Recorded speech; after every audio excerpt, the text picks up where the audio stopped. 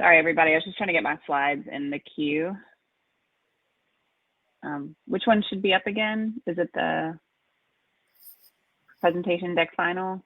The policy link one, National Equity Atlas. The other one is the first one. Okay. I'll let someone else drive. Sorry, I was just trying to get mine in the slide deck. Yep. Okay. There we go.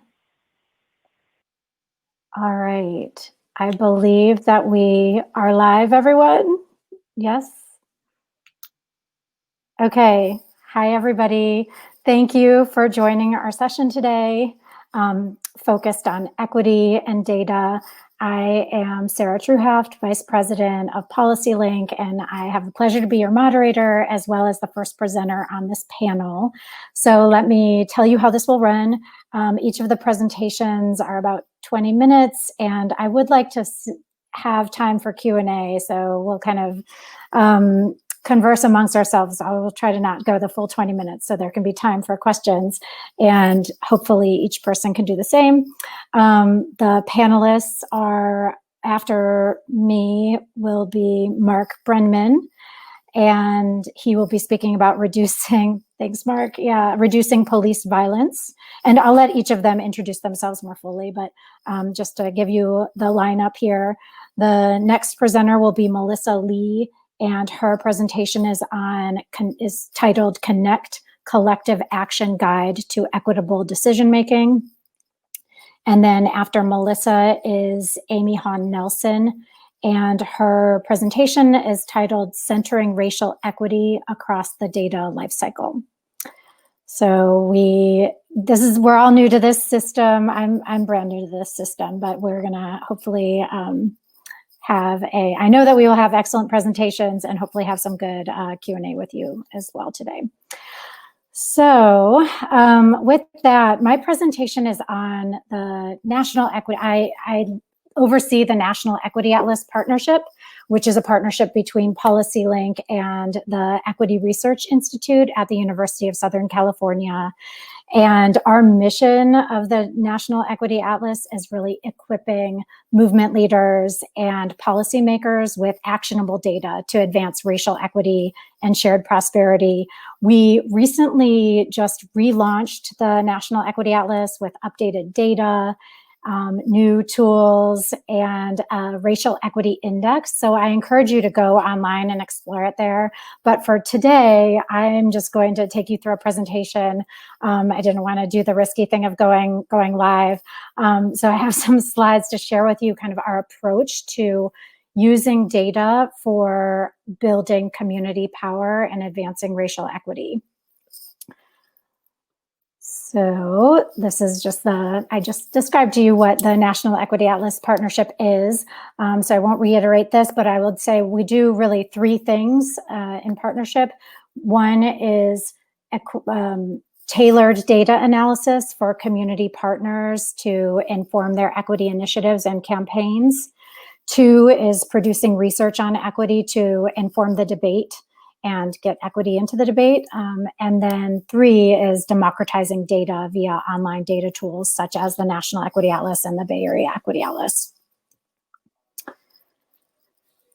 So the thing I wanted to talk to you about today is really about how we view our theory of how data can become actionable for equity, right? We believe that it's data plus story, the lived experience of people who are experiencing inequities that can build community power, and of course real solutions that can build community power that can lead to policy change to advance equity. And I want to share more about how we've done that and built it into our data tools over the years and resources.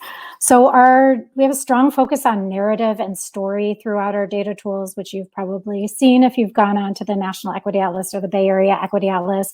We really started out with, what is the story of equity? Like, how and why does it matter? And we put this forth in 2010. So at that point, it was about the changing demographics in the nation, how we're becoming a majority people of color country. It's already true in many communities. But yet we have these stark racial inequities and structural racism that underpins all of our systems, and we see it in all of our indicators. So we want to shift the narrative about that to show and illustrate and provide people with data to make the case that equity is actually the path forward, that addressing those inequities, addressing structural racism is how we can be stronger as communities and stronger as a nation, both our economic strength and as a society. And we have this narrative in our Equity Atlas. You can go onto our homepage and you'll see this now, talking about, and this is an illustration of the Racial Equity Index that we've just developed, kind of a comprehensive index score with 9 indicators to have one score of equity in the communities that are in the National Equity Atlas, and that's the 100 largest cities, 150 largest regions in all 50 states. So one way to look at equity. And so the first part of our narrative is really about racism being our most urgent challenge, and that's why we share data to look at structural inequities.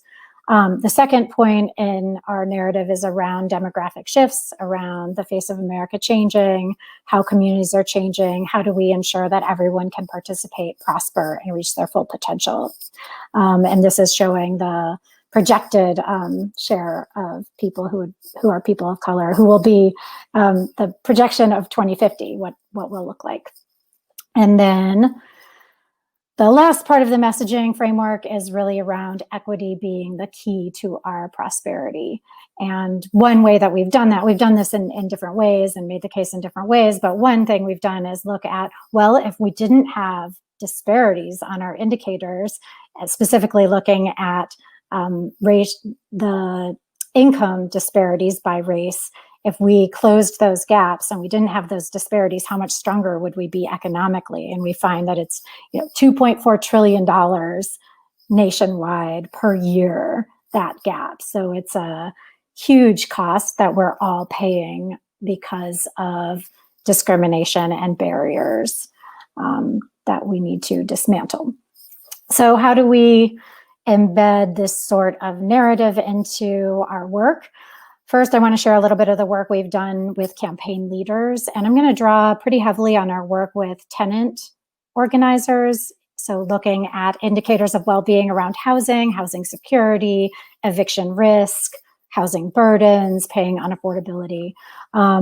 So we have a long-term partnership with several housing justice organizations and networks, and kind of started this work a few years back, trying to inform the Homes for All campaign for renter protections and housing affordability. And we first partnered with these organizers and thought about what is the narrative that we want to counter to achieve equity and stability for all renters, and what is the counter to that? What do we want to put out there? And so, the dominant narrative is that homeowners are the main contributors to their communities. This is embedded throughout our policymaking. It's a huge bias, and just to note, it's also a racialized bias, because most people of color do not own their own homes because of inequities that have been built into our systems. And most white people do own their own homes. So, we wanted to intervene and put forth this new narrative around how renters are contributing to their communities and critical to their communities.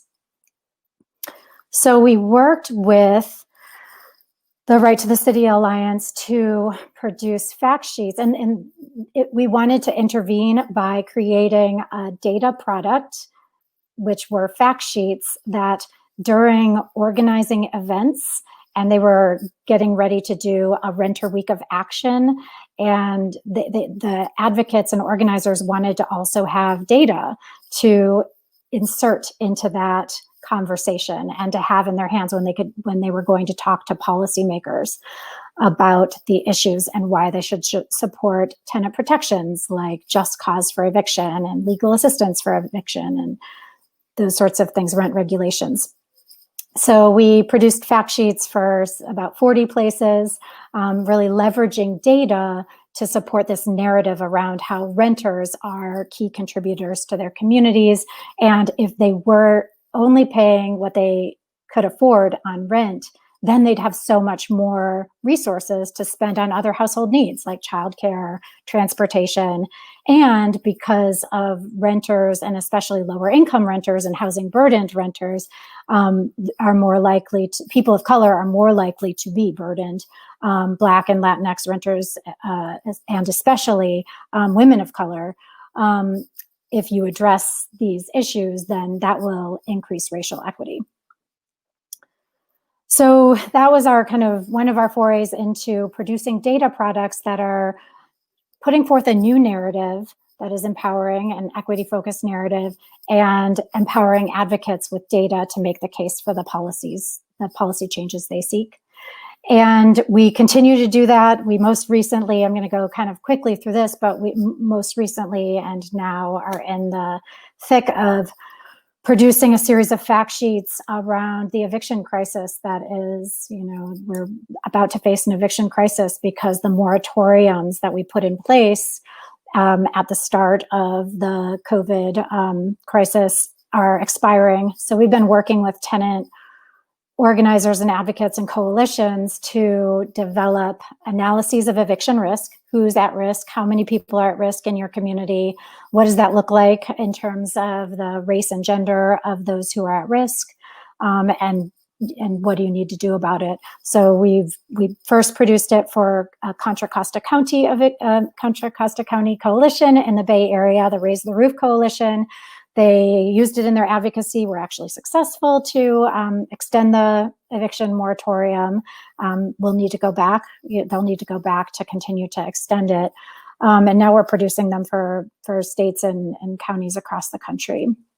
I just want to point out that a critical piece of this for us has been including not just the data in the fact sheets, but also stories and lived experience so that we can integrate and have a mixed methods approach to tell the stories of people who are facing these issues. I'm going to skip this one for time. So how do we build this into data tools, online data tools? A couple examples here. So we had built the National Equity Atlas, and then a sub-project of that we just released last year is the Bay Area Equity Atlas. And that's been done in partnership with the San Francisco Foundation, our community foundation in the Bay Area. And the community foundation had adopted as its focus equity. And so they wanted to produce, we worked with them to produce some equity analyses of the region to guide their efforts and investments. And in the process of doing community listening sessions, they heard that there was a stronger need for data to inform equity campaigns locally. And so we've worked with them to build a local tool, the Bay Area Equity Atlas. And that tool is informed by an advisory committee. We have an equity campaign leaders advisory committee that we work with to inform the development of the tool and the use of the tool and ensure it's relevant to equity leaders in the community. And I was going to go. So, and then here is this is the homepage of the Bay Area Equity Atlas. So one thing we've tried to do in building this tool is integrate photos of people and advocates in communities. So we actually hired a local photographer to go out and collect stories and take pictures. And then we include those stories into our data. So we have we have 20 indicators on the data tool, and this is a story for the indicator that's extreme commuting. And we, include some story elements into the indicators pages to kind of wrap it in that narrative. And then to go back to this other slide, we did a few years back convene a lot of leaders in this field of using equity data for change to develop a set of design principles for how you would integrate equity into data tools that build community power. And I'm just going to quickly reference it here, but we came up with 10 design principles that included things like not just using maps, including other forms of data and including stories as part of data. Being really clear about what your data is showing, leading with equity goals and not just the numbers, so that you're putting forth a story that people can understand about why equity matters and how the data that you're presenting relates to that, including policy strategies and actions that people can use to make change on indicators, in addition to just putting forth the indicators themselves. So we are excited to continue this approach of kind of a mixed methods approach to putting forth data, to working with community advocates to produce data tools that are meaningful for them and can be integrated into their equity campaigns. So I will stop there. I think that there's time for some questions before we move on to Mark's presentation, because I think that's supposed to start at 12:20. So I'm going to see if there are questions.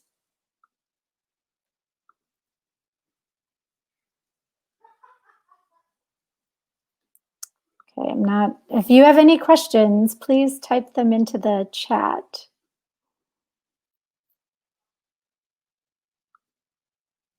Okay, I am not seeing any questions, so maybe folks will have more questions as we go on into the presentation. So I think now I will turn it over to Mark to present on a very different and critical issue area around equity, that probably the most first issue area to tackle, right, around policing. Great. Thank you, Sarah. Policing in America presents difficult issues in equity, data, and policy. Today, we're well aware that there's a substantial problem with police violence toward African Americans, particularly unarmed men. A lot of data is available, but so far that data hasn't cured the problem.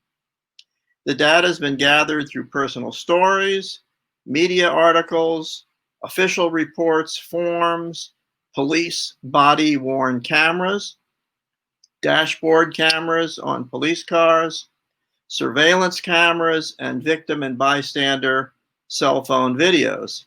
It's made us more aware of the problems of racism, stereotypes, prejudices, and biases. It's been said that today we're paying more attention to these local tragedies caused by police because we see the violence happening. The videos get broadcast on social media and go viral. They create outrage.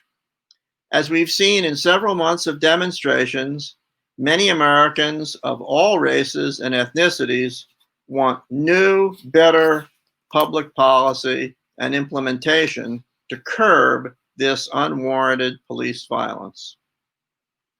While some other high technology like facial recognition and deepfakes can fool us and produce false results, these videos and statistics of unwarranted police violence are real and visceral. Months later, we're often told not to believe our eyes and ears when official investigations let the allegedly offending police officers off the hook. Legalisms like standards of proof, legal protections for police officers, political pressure, prejudicial rules of engagement, and clever legal representation blur our initial understanding. It's true that humans make poor eyewitnesses. It's also true that we provide too much leeway to police officers to act with lethal discretion to maintain social order. It would be easy to see more and better data as a solution to the problem, but more and better data sounds a lot like studying the problem. In this case, the problem has been studied very extensively. The demonstrators in the streets want action, not studies. But what action they want is not clear. For example, the phrase defund the police is one rallying call, but the meaning of that call is subject to many interpretations. To some, it means abolishing the police. To others, it means realign and reprioritize funding for police operations and discharging some duties of police, such as traffic stops, homelessness regulation, and mental health calls, to non-police social worker and welfare-oriented groups. The last major call for big data in policing has been hailed as a success, in the form of broken windows policing, hotspots, and stop and frisk. Examples include New York City's CompStat. But it's also been pointed out and fought over in court that it was a failure from the point of view of creating adverse disparate impacts on Black and Hispanic communities. Data cuts various ways in policing. For example, extensive databases today can show up warrants from many years ago. But some police officer unions have provisions in their employment contracts that prohibit use of adverse information more than 5 years old against police officers. This points out a basic disparity in policing data and equity. Why should citizen and resident data go on forever with no European-style right to forget, while all bad acts by police officers get disregarded after 5 years? Where is the forgiveness for ordinary people on the street? Shouldn't our social contract be at least as potent as the police union contract? Data is or should be a major part of the social contract. Instead, one could say that the social contract is biased in favor of white Americans and against Black Americans. There are also some confusions in the data which point in different directions. Continuing the theme that outrage doesn't make good public policy, we can look at Chicago murders versus police violence against Blacks. There are about 600 homicides a year in Chicago, about 75% of which are of African Americans by African Americans. There are about 225 African Americans killed by police every year in the United States. Blacks have been 28% of those killed by police since 2013, despite being only about 13% of the US population. Chicago doesn't rank in the top 15 cities for killing Black men, and police killings have decreased in cities over time. So if we were to assign priorities on what to work on from a public policy point of view, we would look at where the greatest risk of death occurs. Now, the plural of anecdote is not data. Outrage is not following the data. It's an emotion and is following the anecdotes. This is not to say that the anecdotes are not important. Every death does diminish us. One can perhaps try to justify making public policy by emotion in this case, because hate is an emotion, and racism, prejudice, and bias are driven by emotions. One could also say that we have to fight fire with fire. But then how is it possible to have a rational discussion about reducing police violence? Data, almost by definition, isn't about causation. Tragic social events and social failures are usually caused by a horrible concatenation of circumstances.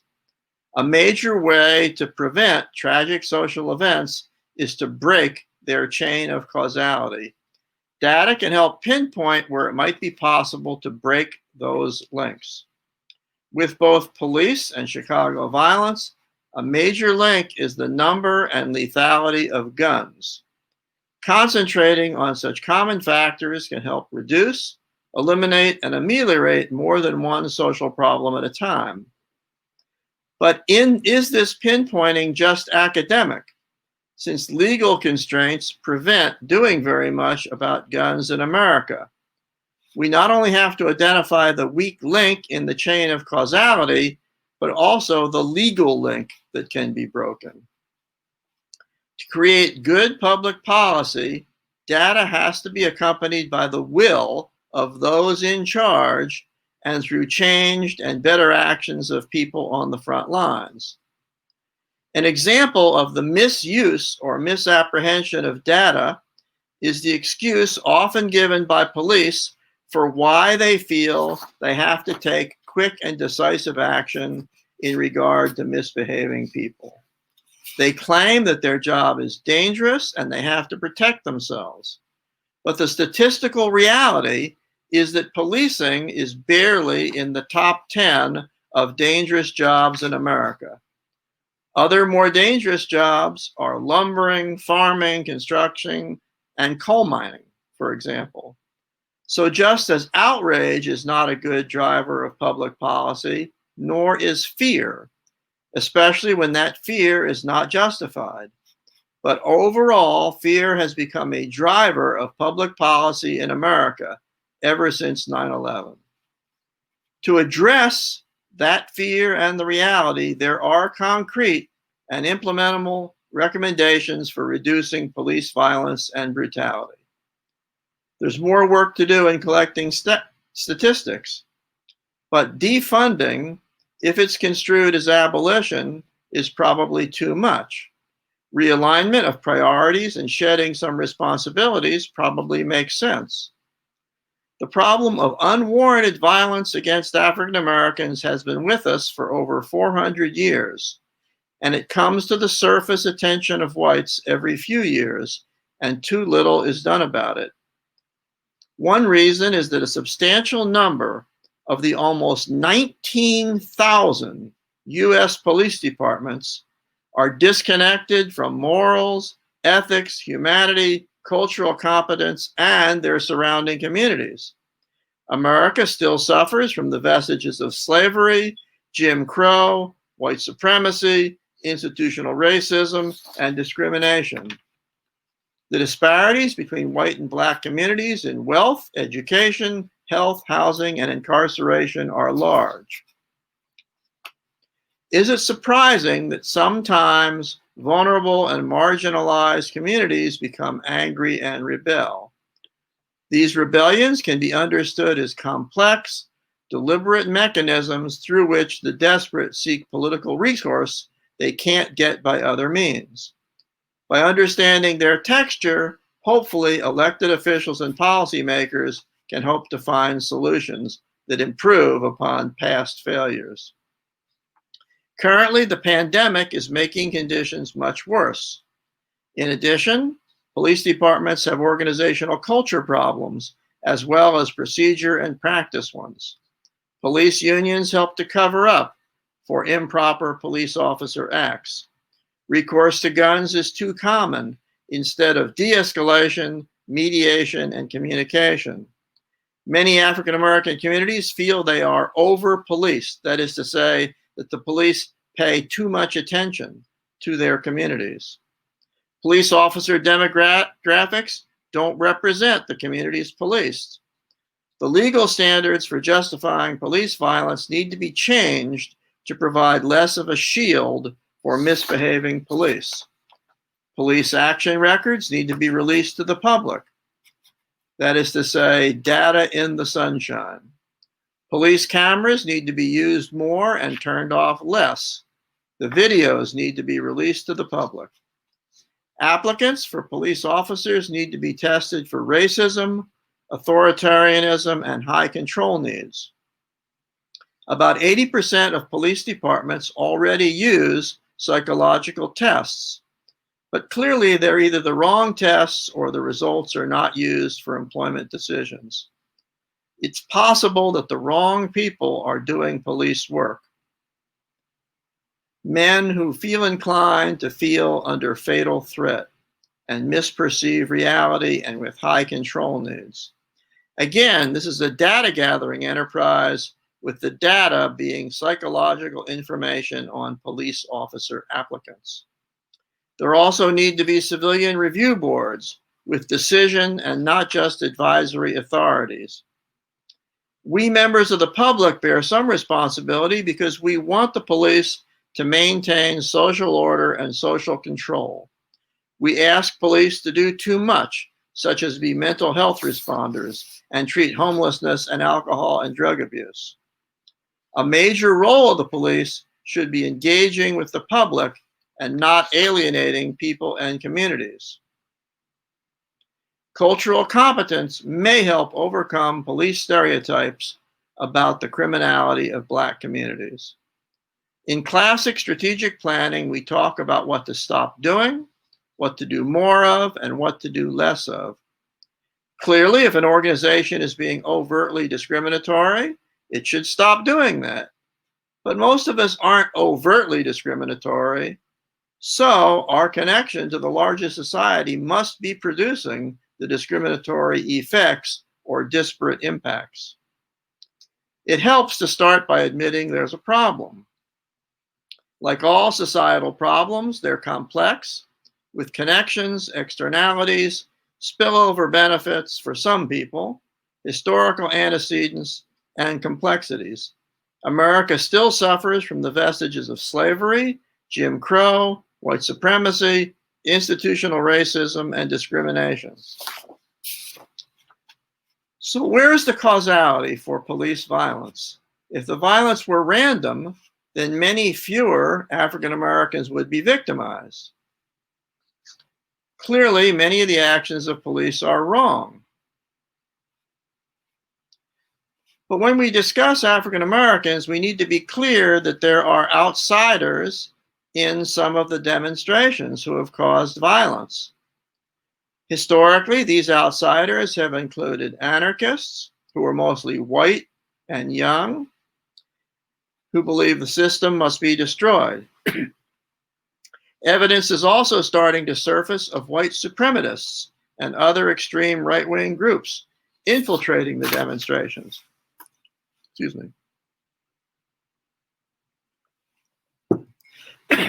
50 years ago, the Kerner Commission, studying rioting, concluded that America was moving toward two societies, one black, one white, separate and unequal. It's time for local elected officials to stop appointing recalcitrant police chiefs. When hiring them, their records should be examined, the references checked, and they should be asked questions about how they would issue orders and provide training on how to react in troubled circumstances. The power of police unions needs to be decreased. Legal standards for justifying police violence need to be changed to provide less of a shield for misbehaving police.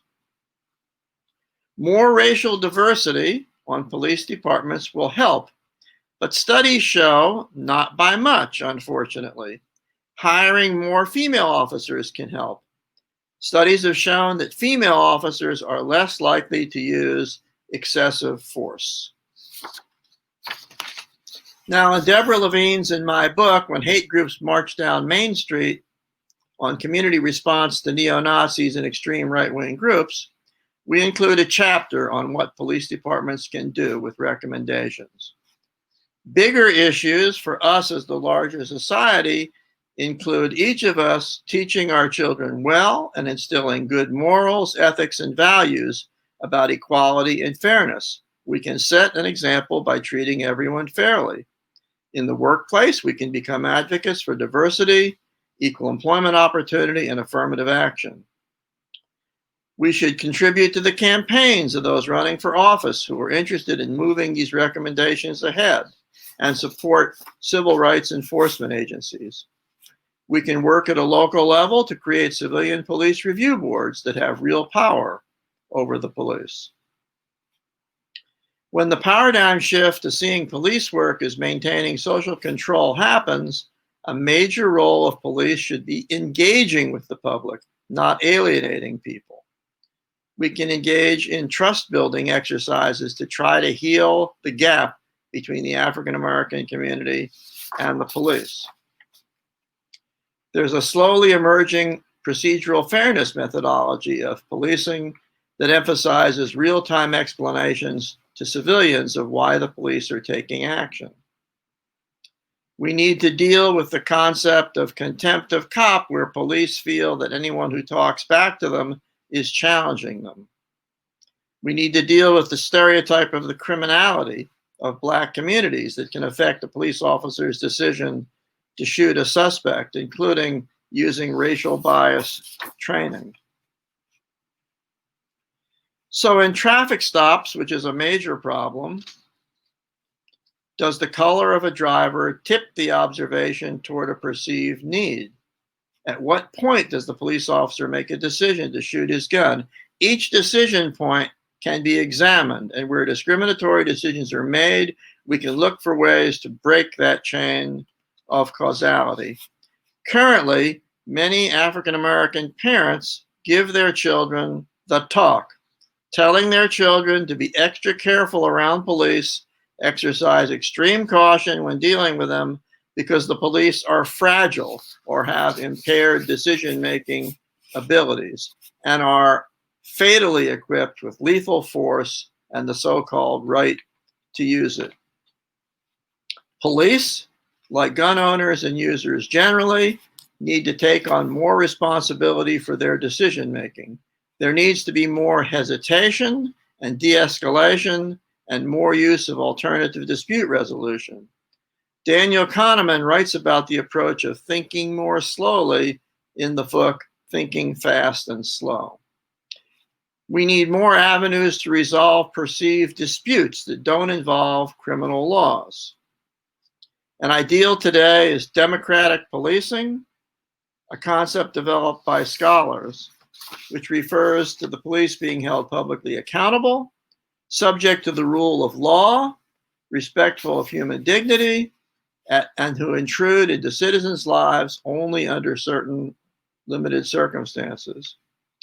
Police should be banned from shooting at fleeing nonviolent suspects.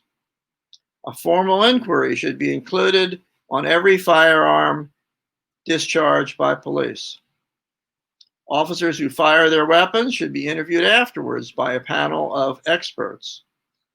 A big problem is the involvement of prosecutors with police who tend to believe the police too much. They need to operate completely separately from the police. In Germany, the Police Academy offers study in psychology, government, and history. Police violence should be regarded as a public health problem. Data on traffic stops, frisks, searches, and arrests should be collected and analyzed. In France, police recruits go through 6 months of training that emphasize the fact that a police officer is first a citizen, second a civil servant, and only third a police officer. In Finland, police can't even carry guns for the first 3 years on the job. Militarization of police in the US is a major problem. They sometimes act like an occupying army. We should reinstate the Department of Justice's community policing program and Department of Justice's review of police departments, which has been ended under the current administration. We should have universal use of dash cameras. Thank you. And if there are any questions or comments, I'm happy to take them if time permits. Thank you so much, Mark. That was really thorough, grounding in the issues. We have a couple minutes, and there was a question here in the chat that says, I'm confused by the argument the speaker made about homicides in Chicago. The truth is that most homicides occur within race, which implies we live deeply segregated lives. Can they also speak to the lack of data collected by police departments on policing by race, ethnicity? So you only have a minute or so to answer, but. Okay, well, the first question, many forms of infrastructure tie together. It took many, many years of forms of infrastructure like housing and transportation and education and healthcare to separate people. And so to end that separation and segregation, it's going to take the work of all those forms of infrastructure working together to join people back together. The police are a subset of this social control system. They have a big part of it, but they're not alone in their responsibilities. In terms of collecting data, with 19,000 police departments in the United States, the data collection is all over the map. For example, the FBI nominally collects data on hate crimes, but the data that they have is submitted voluntarily by police departments. And so their data is very incomplete.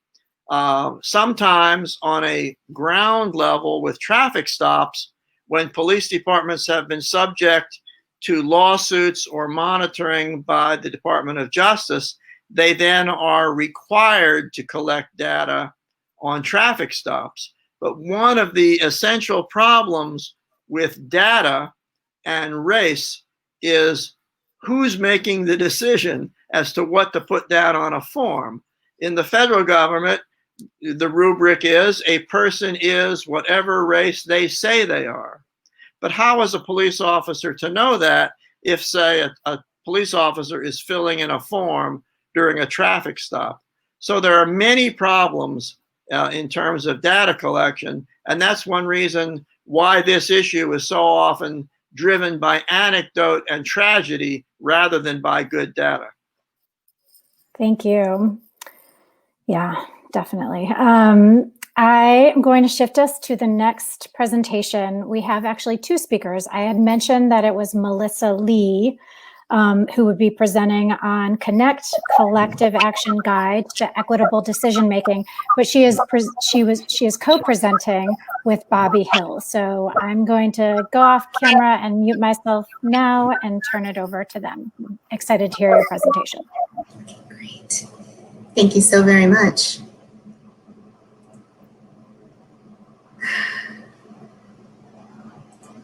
Just trying to get the presentation.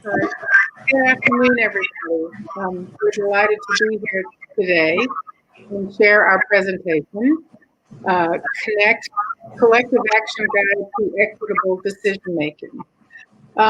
We are Concordia. We are a community-centered planning and design firm, 35 years old, centered in New Orleans, and we do work all over the country.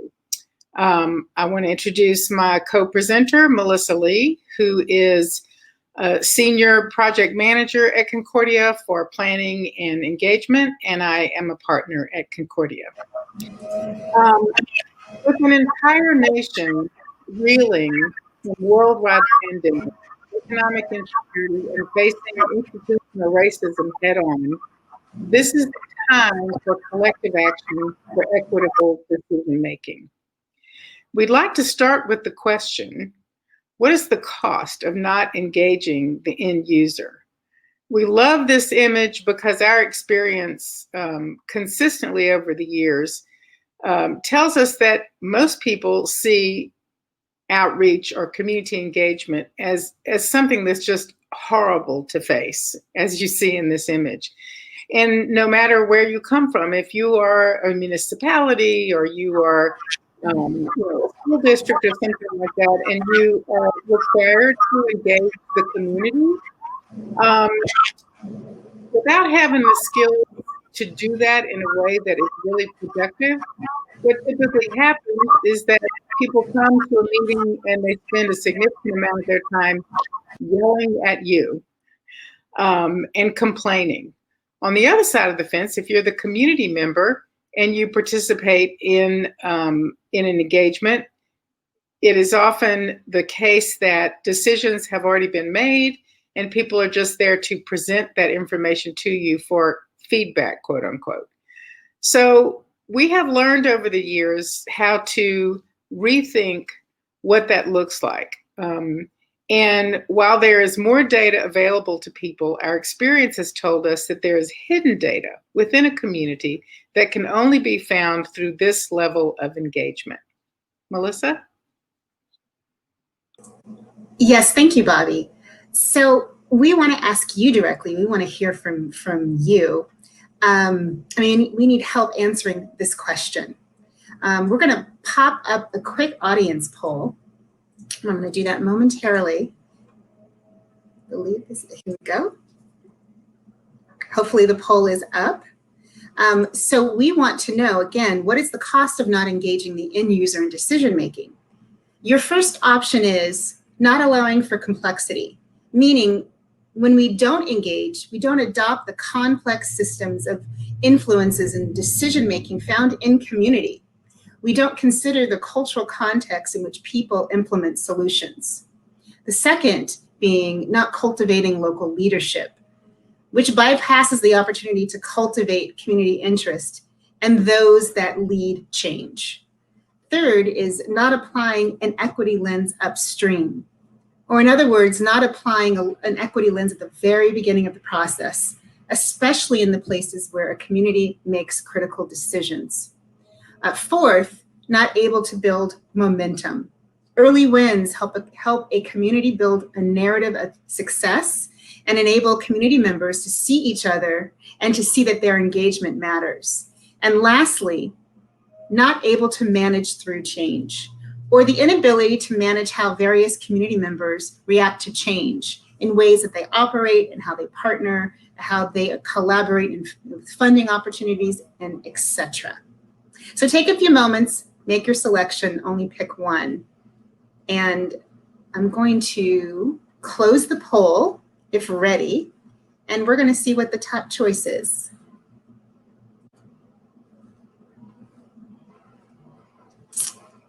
Okay, so it was not applying an equity lens upstream.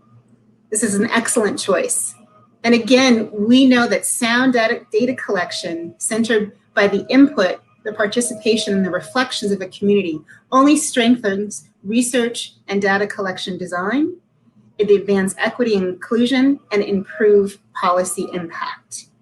More specifically, really this poll illustrates our rationale as to why engaging the end user is a critical must. This is the heart of our work.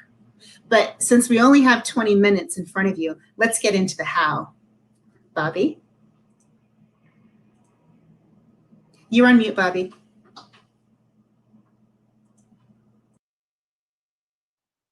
Sorry about that. Thank you, Melissa. So we are a small firm that is committed to authentic resident engagement. And we try to build engagement into every project, whether planning or designing a school, master planning a local community neighborhood, or regional resilience and adaptation planning. And we realized that we cannot do this all and decided to develop a course where we can share our experiences, our learning, and continue to learn from other people on the ground and build cadres of citizen planners across the country. Roundtable will draw on disciplines ranging from architecture to city planning to strategic planning.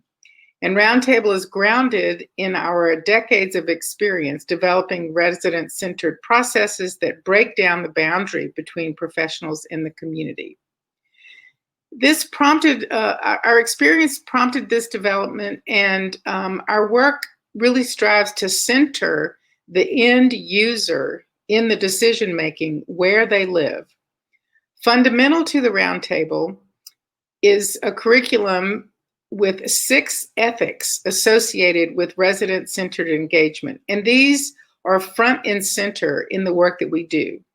These include equity, respect, transparency, the pursuit of growth, openness, and gratitude.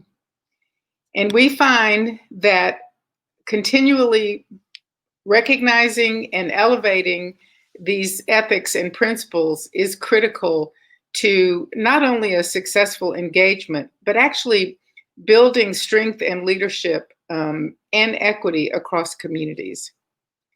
Put into practice, the Roundtable enhances the capacity of professionals to put equitable engagement front and center in their decision-making process.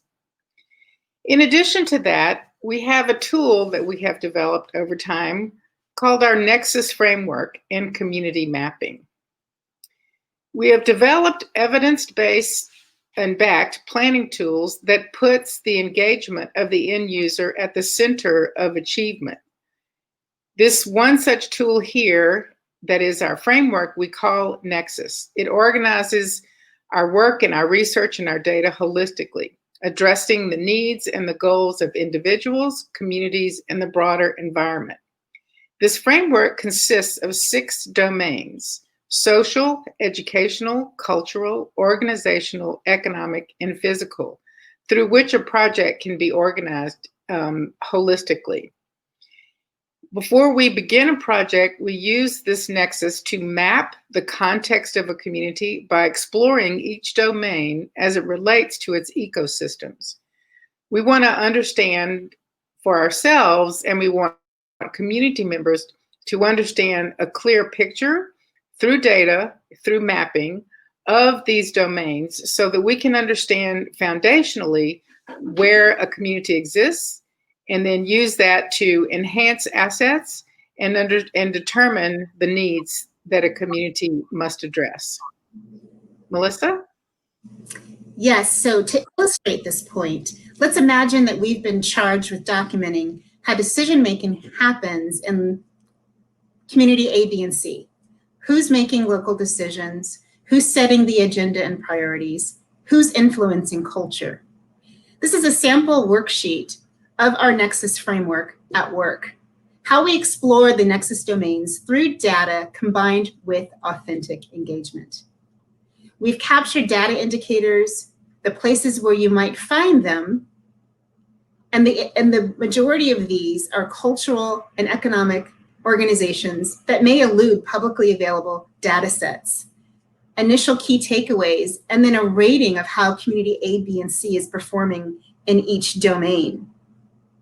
Community engagement methods nurture communities' assets and community strengths, which makes policy recommendations more effective and certainly more sustainable.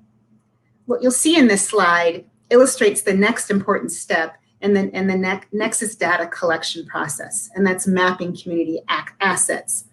So by doing so, the key benefits are numerous. The first being culturally relevant research, right? So engaging communities infuses cultural relevance in all aspects of research and data collection. The resulting analysis and insights speak directly to the challenges and opportunities that communities face. Communities' buy-in is critical to effective policymaking. Second being more effective programs and services. When community collaborators participate in the analysis and provide input on findings and programmatic recommendations, these are more likely to be embraced, making them much more effective and long-lasting. Third, improving public policy, engaging community partners in research and data collection processes. Insights from evidence inspire more meaningful and relevant policy debates, leading to enhanced policy recommendations that better position communities to receive greater impact. And then lastly, community empowerment, embedding community engagement methods into research and data collection processes allows participants to learn and to grow and to be part of solutions to the problem that they face in their own community. This advances community civic engagement and fosters new and existing leadership.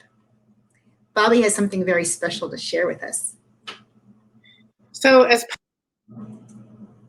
nonprofit leaders shift resources from the development of equity-centered, data-driven policies and projects, we must ensure that community engagement is a critical element in that shift. Without community engagement, even the best policy backed by the most robust data will not yield the results to deal with issues social inequities in the pandemic have laid bare, let alone the lasting change we need. But you don't need to take my word for it. We want to share with you a video that comes from people who have been our community partners and collaborators in local engagement. About people working together is really hooked to like the necessity of human beings to reside somewhere, to be in place. That part of defining yourself is a matter of what place you belong to as much as what people you belong to. The two things are inexorably connected.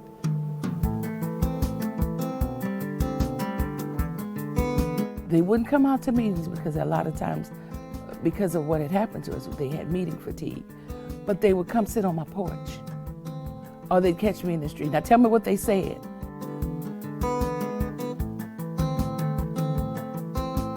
Being able to help and be present and seeing the interactions, like their ideas come to light and actually be heard, and also helping communicate that back to people who were there, like wanting to listen to them, made a difference as well. There's a way in which you can be informed, you can be moved even into better understanding or accepting something that you didn't necessarily agree with initially, if you've had the opportunity to sit around the table. But also because of their daily experiences, they can bring to light what you may not think of. Through organization, churches, neighborhood groups, second line clubs, whatever it was, bring those people.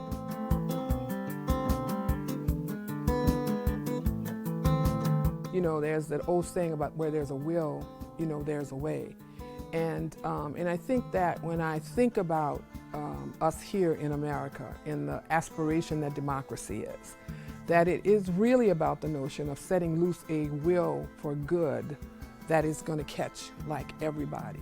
And so in a certain way, we should be constantly and always in this process of we-making, of expanding our construct of we, who it is we're thinking about, who we are endearing when we use that little pronoun. Because that's such a critical part of being able to see ourselves as this big community. And so I think that it is really an important thing for lots of work to be invested in helping people to think about the notion of the expanding concept of we.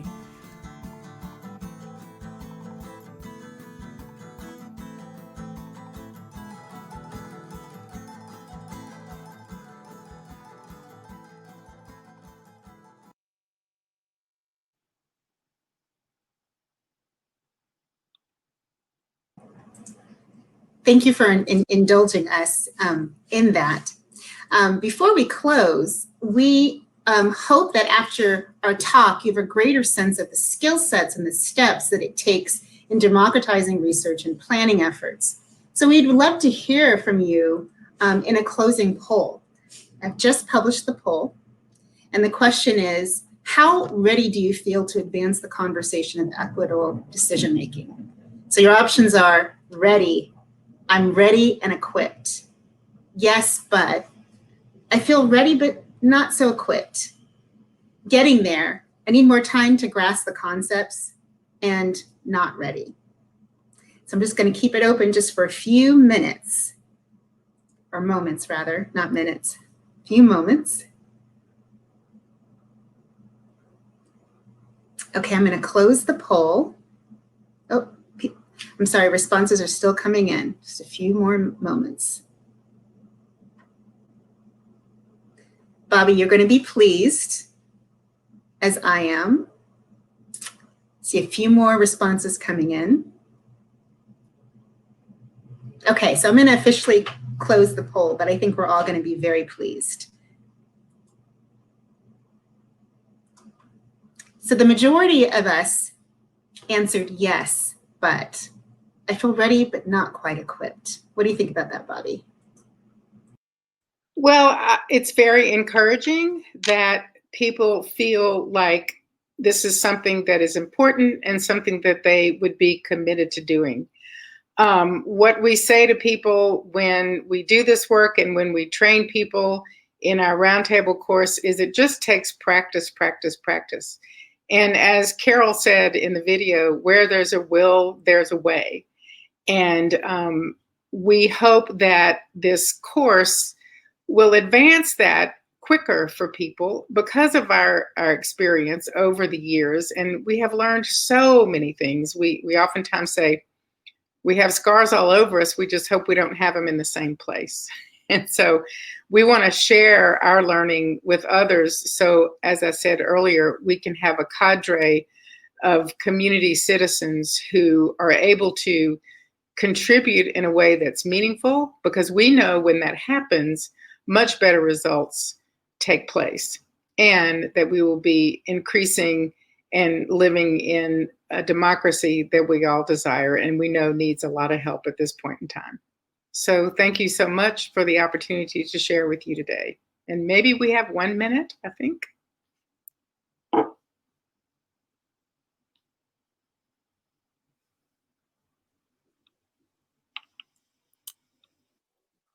We do have a minute, and I do not see specific questions. I'm just trying to see if there were not any specific questions. So if there's anything else that you would like to close with, you can. And then Amy will be coming on. We actually do have a question. Oh, go ahead. Okay. The question was, Do you see can it? we, I don't see it. I do, under the publish, if Oh, you go I into see. Q&A and publish. I see.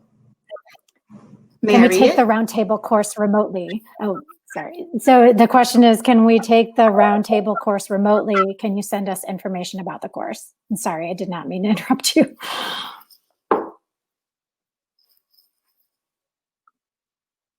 We do have that, and Melissa is going to upload something that you can download in order to get more information about the course. And yes, the course is actually a virtual course.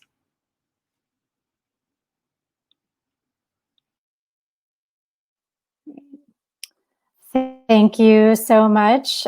Sorry for that pause there, just trying to keep ourselves muted while we're not on. So thank you, Melissa and Bobby, and I'm going to transition us to Amy Haw-Nelson, who has a presentation around centering racial equity across the data lifecycle, which I'm definitely excited to hear about. It's something we try to do.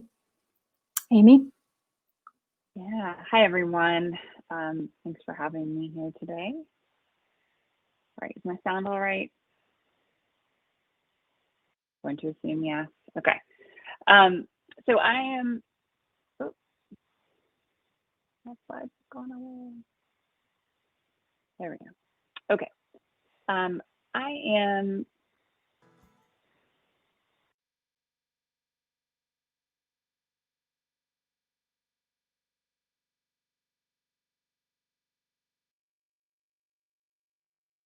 all right, are we good? They're not going to bounce around again? Okay.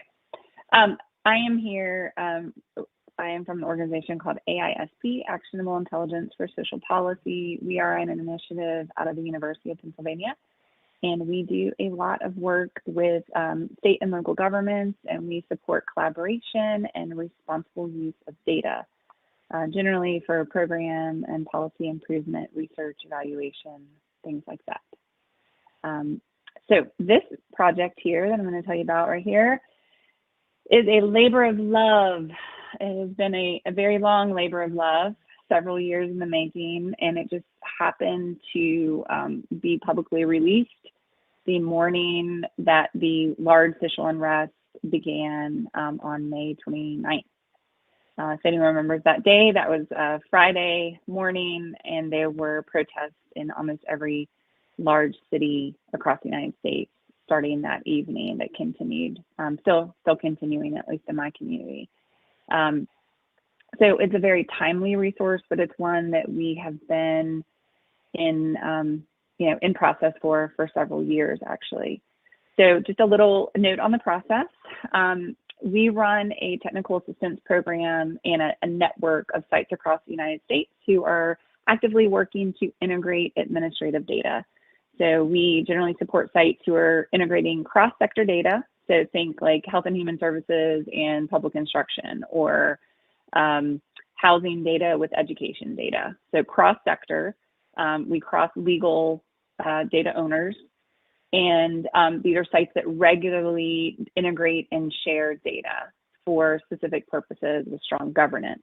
So we have a specific group of sites that we support, and we interact with them quite regularly. And we were running, we run a series of technical assistance kind of projects that we call our learning community. And we heard a lot from these sites, like, we are really interested and we are committed to doing more. Like, we know better, we want to do better, but we just didn't have any models to give to them. We couldn't show them, like, hey, this is happening here. This is how they're scenarioing equity, or this is how they're scenarioing racial equity, or this is how they're thinking about racial justice in the context of their administrative data. So this was this learning that we had. People wanted to do the work. There wasn't a lot to learn from. One of the tenets of our work at AISP is that we study things that people are doing. We try not to engage in intellectual pursuits. We like case studies. We like to have in-depth study of what folks are doing, and go from there. So we couldn't find people doing the work. So we got some funding. We put together a work group of people we thought were doing parts of the work. and we looked for more funding because we needed, we cobbled it together. And we put together a work group, and we worked really hard to come up with a frame of how to do this and how to do it well. So what I'm presenting to you is that, right? And this is really important because our current moment is complicated, right? Like, we have more data than we've ever had before. Government administrative data reuse is very common. We have guidance of government data at every level: local, state, federal. All levels of government say, like, this is a good idea, you should do this, this improves lives, but how do we do it in a way that doesn't harm people that are in the data? So, we have these data, which is great. So it's an improvement on the way we used to make decisions, but it's still really problematic because administrative data is inherently biased. And the analytic tools are often being wielded by people who do not have training or understanding necessarily around how biased the data is. So, and most importantly, the data is really historically contextualized. So we wanted to do a better job. We wanted to know better and help people do better. So, and this is kind of our main idea of this, right? So we have this opportunity at this point in time. We are at a unique point in time. Just like the kind of railroads of the 1800s and the highways of the 1900s, data infrastructure is our infrastructure work of our current century. And if we create data infrastructure that is that does not contextualize the racialized history of data in our communities, then we are really misstepping and are going to cause harm. So we worked really hard to come up with a tool to help folks do that. So here we have our work group contributors.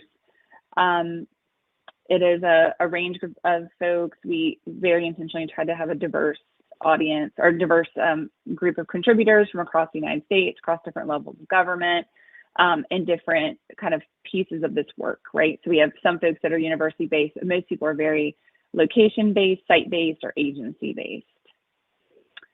And then our site-based contributors are all contributors of actual sites doing the work right now of centering racial equity, and I'll go into that more.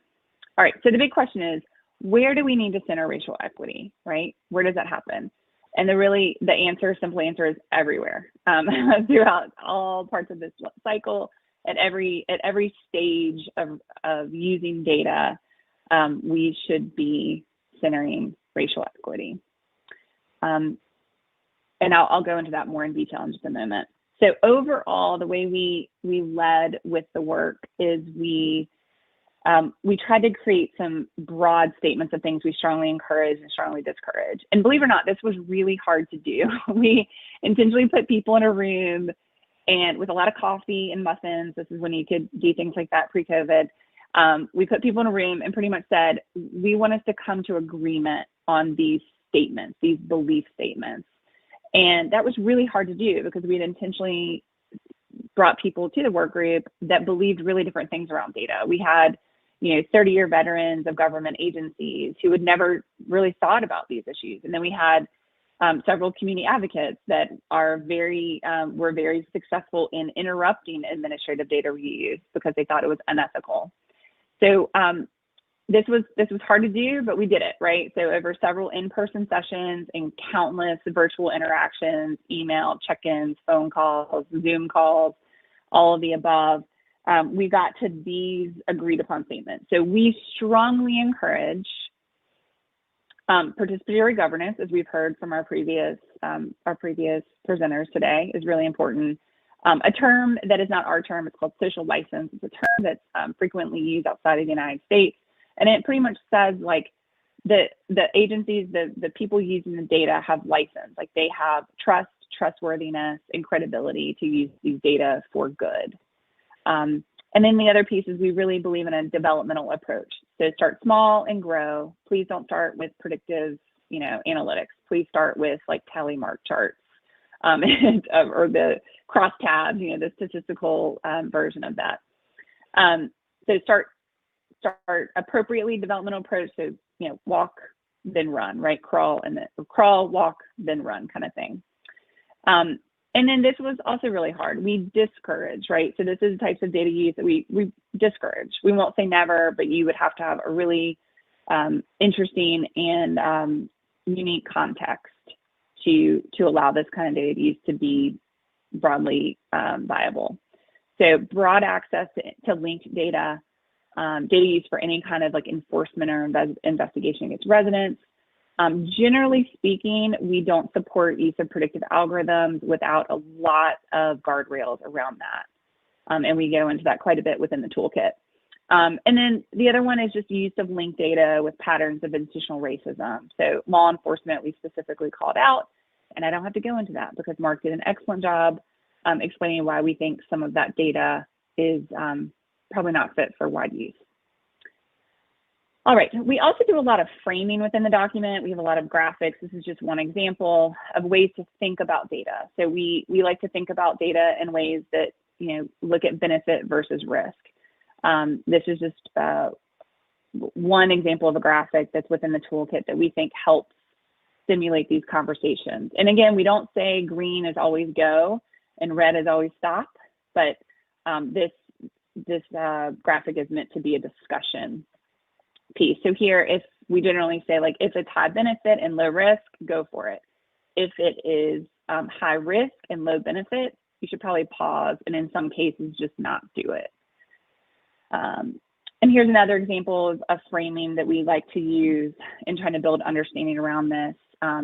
We like to think a lot about like open data that should be available, data that's restricted, maybe available to certain people or certain uses for, specific use cases. And then there's some data that just probably shouldn't be available or can't be available, either for technical, legal, or just practical purposes, like domestic violence data is a good example. It's really risky, right? So that data probably shouldn't be used outside of the agency in which it was collected. And there's lots of this. If you like these graphics, open up the toolkit. There's plenty more. So the way the toolkit is organized, it's across the 6 stages of the life cycle. And for each stage, we have these 3 different components. So we have positive practices listed, problematic practices, and I'm not going to take the time to go through them all, but here's just an example. So here are examples of positive practice, examples of problematic practice.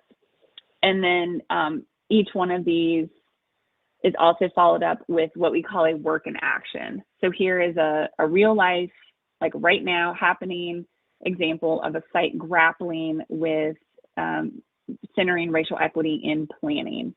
And so we have these for each of the 6 stages of the data life cycle. And that goes through all 6 stages. So positive practice, problematic practice, and then example. So we have work in action, we have a summary, and then in the appendix, we have like a long form version for those of you who like footnotes. I'm sure there are some people like that on this call right now. All right, and then the next part of the toolkit are just actual activities to walk organizations or data collaboratives or whatever you call yourself through these thinking, right? So like, what do you need to do? What are some things you can actually do to make sure that you are centering racial equity throughout your work? The first step we encourage folks to do is to really think critically around the context of your data collaborative, the context of your data access and use, because the context really is what makes the data use ethical or problematic, as we frame out in the toolkit. All right, and here we go. This is the big, when you remember this presentation, this is the one thing that I would like you to think about. The biggest takeaway is that whether you are a data owner, a data steward, a data custodian, meaning like you manage the data, database administrator, whether you're an analyst, data scientist, whoever you are, a caseworker who enters the data, a caseworker who uses the data, no matter where you are, there is something you can do today to center racial equity. And the toolkit gives you really practical examples for that.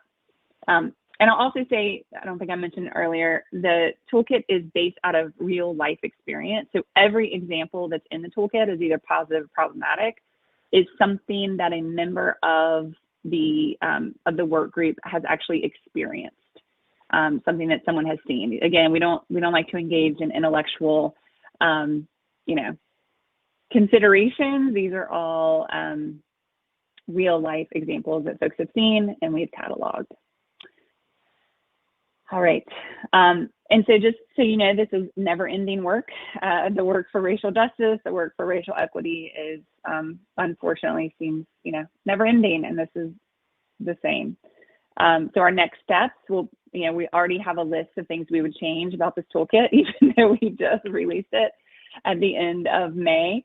And we've been working on it for several years. So there is an opportunity to give us feedback. And I just realized I forgot to put that on. We have a Qualtrics set up for feedback. So I'll make sure to add that before I upload my slides. So if you go through the toolkit and you find something you think we could do better or that we missed, please give us feedback. This is just the 1.0 version. And the next steps for this work are to support sites and shifting practices.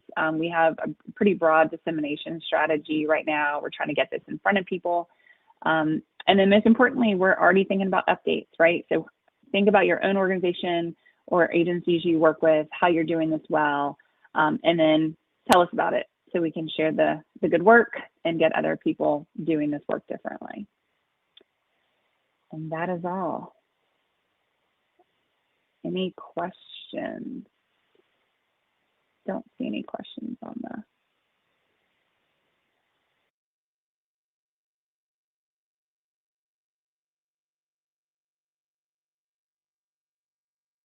Thank you, Amy. I don't see questions.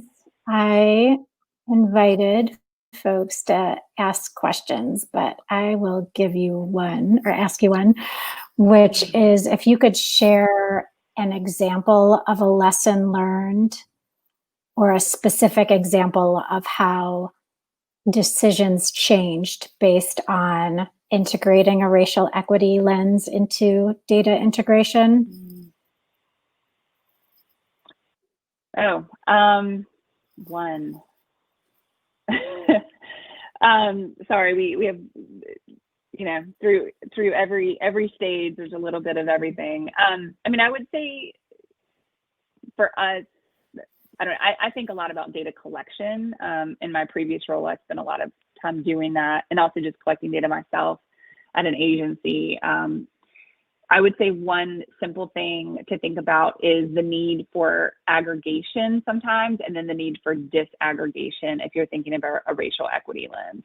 So sometimes people don't want to collect data. Like we work with agencies sometimes who literally don't have good race data or ethnicity data, or they're conflated, right? They're combined, or, we generally recommend that you collect the data, you notate how it's collected. So I'll give you a simple example. In the community that I used to do a lot of work in, we have one agency who would collect the data. We would call it like phenotypically, right? So a caseworker would look at someone, they would look at me and they would put white, or they would look, so someone comes in their door, they're filling out the form, and that is the data that's in their data system. Whereas other systems, it was self-reported data. So for example, in that case, which data do you prioritize, right? Like if you're integrating that data, which one is the golden record? We would recommend that the self-report data becomes the golden record rather than the caseworker input data, for example. So that's just a simple one with data collection. The other piece is just to make sure you're collecting data, because sometimes you need to be able to drill down to look at disparities and differences. We have a good example within the toolkit of Allegheny County Department of Human Services. They spent a lot of time figuring out how to collect data better around sexual orientation and gender identity. And so we've had a couple of questions about that within the toolkit of like, why is that in the racial equity toolkit? Well, that was a really important racial equity question because they were seeing huge disparities between those individuals who identified as maybe non-gender conforming or non-binary and who were Black or non-white.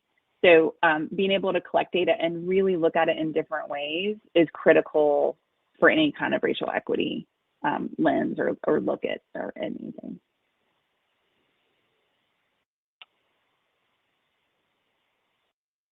Does that get at your question, Sarah? I don't know, you're frozen on my screen. It might be my internet.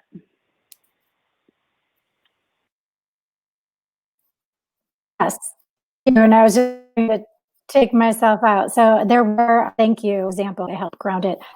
Have more of another 11 minutes. So I think I'll just go ahead and give you those questions, ask you those questions. And then if other speakers can go ahead and turn your cameras back on so that we can have the last 10 minutes for more Q&A. But the questions for you, Amy, how do you work with new communities seeking to connect data across institutions responsibly, or are you not seeking new partners? The other question was pretty similar. It was also about selecting partners. Are you adding more? How do you select partners? Yeah, so our network, if you go to our website, it's www.aisp.upenn.edu. I'm embarrassed, I can't rattle that off. If you just Google AISP UPenn, it'll pop up. We have a new website. It's very pretty. Everyone should click on it. We have a network. So before you look into that, it might be helpful to see if we're already connected with someone in your community. We currently have data holdings of the partners that we support of about 60% of the US population. So you'd probably be surprised. We are probably affiliated with someone in your community, or we work with a lot of state governments. So we probably have connections with your state government. We do run a regular learning community. Right now, we don't have an open, we have kind of a request for applications typically. We don't have that rolling right now for lots of reasons. The main one, we have more than we can do, and we're difficult to staff. And people have babies and they go out on maternity leave. So we have, we're not able to do a learning community right now. But when we do, that would be on our website. We also, I want to mention, if anyone's interested, we have an introduction to data sharing and integration document that is actually a parallel document to this toolkit. What we found when we were running the work group and like mucking through the muck, right, of this work, is that we were having really different conversations between the folks who were community organizers and the folks who were like state level data people.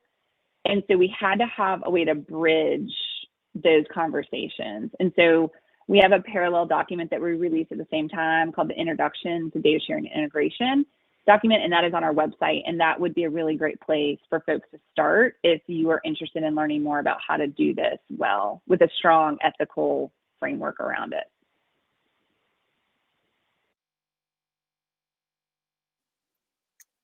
Thank you.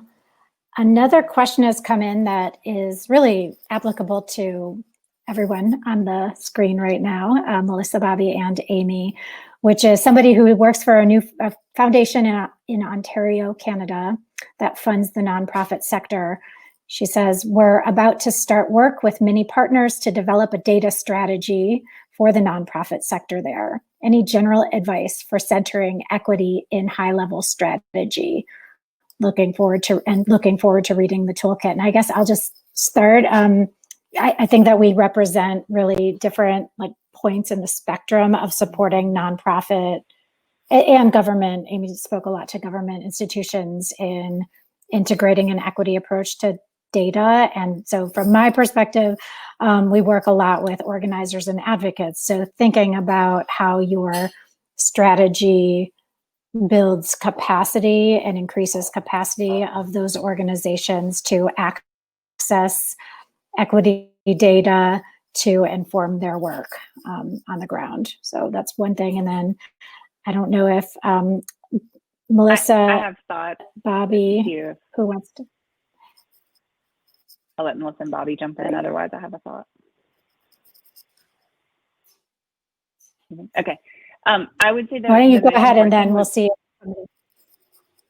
Go ahead, Amy. Would be to the first thing would be to make sure that you do some kind of landscape scan before. I can't even tell you the number of times that we've been brought in on something and we tell other people like, hey, go talk to these people down the hallway from you. They're doing really awesome work. It's really similar to what you just put an RFP out for. So please, whatever anyone does, please like pick your head up, look around first. because there's really great work being done all across the U.S. and there's usually some kind of effort that you can join on. We see a lot of duplication in our world, and that's like one of our big things at AISP is to prevent that from happening. So we do a lot of matchmaking and a lot of like intro emails in our work.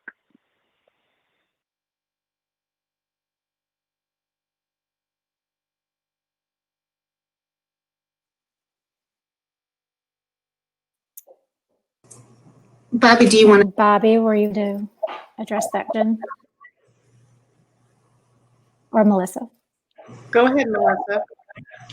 Oh, I just was going to point back to the importance of our Nexus framework, really how we very strategically divide a community based on those 6 domains, the cultural, organizational, physical, and really do that deep community dive. As Amy said, understanding the landscape is essentially what we're doing, and then mirroring that, with what we hear from our partners when we engage them.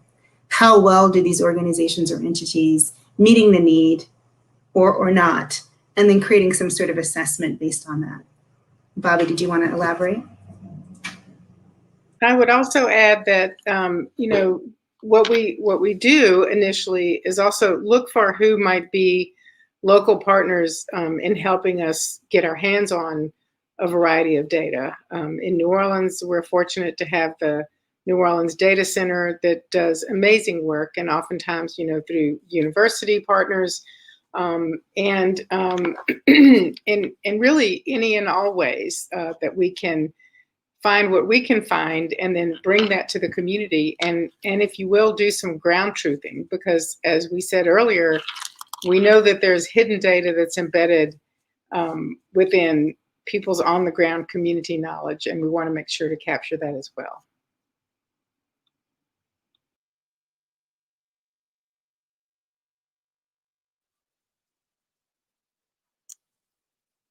Thank you. I'm just checking to see if there are other questions coming in here.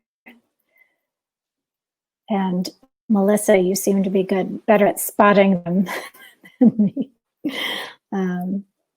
Okay, I don't see any additional questions here. I was going to ask Amy, people had asked about the handouts. So if you would be able to upload your PowerPoint presentation to the handout section. I don't think it's there yet, but people were interested in having those handouts. And I think that the different links to URLs have been sent out. Yep, I just uploaded right when you were asking. Okay. Okay, thank you. I don't see any other questions right now. So I think that we will head toward closing. Thank you all for your presentations. I hope that everybody listening in got some insight on these separate angles into the use of equity data in planning, decision making, to enhance outcomes. So, and also perspective that Mark shared on police violence and the situation that we are in around the inequities that are so stark. So thank you for joining us. We hope that you are taking away new knowledge from this session and access to new tools and resources that you can check out and use in your work, and enjoy the rest of the conference. Thank you.